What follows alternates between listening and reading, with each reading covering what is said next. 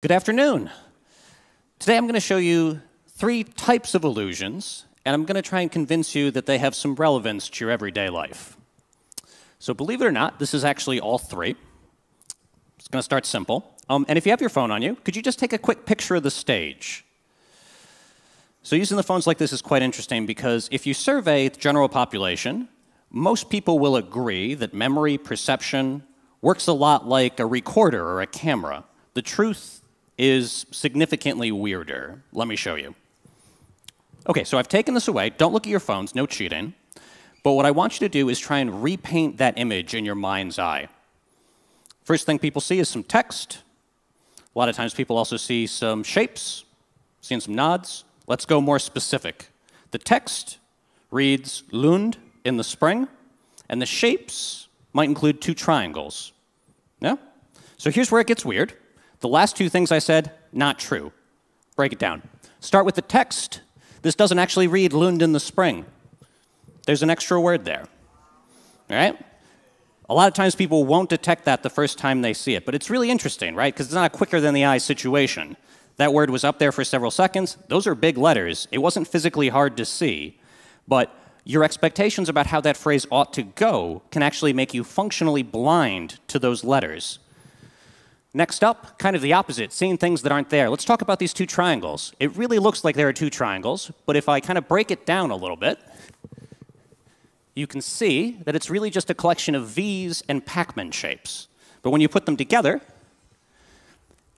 those triangles are really powerful illusions. So that white one in the front, right, those lines, those contours, those don't really exist, even though you can see them. They're fictions of your mind.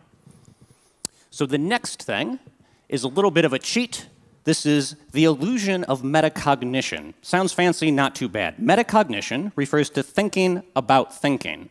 So in this instance, the illusion is the fact that those first 2, and you can kind of hear it from the crowd reaction, are often very surprising to people. But in a sense, they shouldn't be surprising.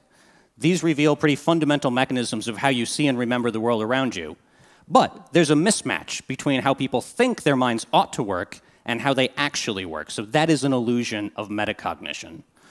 So these can have some pretty serious consequences. In certain situations, like in courtrooms, in checkpoints, in the hospital, on the road, it's really important to know when you can and can't trust your perceptions. But there's a problem. If we're going to be talking about how these relatively simple illusions apply to kind of everyday real-world situations. But there is a solution.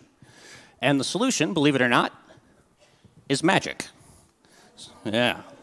So in my lab, we actually use magic illusions, and we show people different kinds of things. So for example, we might show people live performances or videos of tricks, and we measure what they see and remember, they report it, and then we can measure those reports, and we can look at the differences between what they think happened and what actually happened.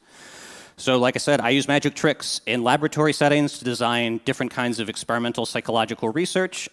These days, I'm actually paid to design fake mind control machines to study how people perceive free will and different kinds of technology.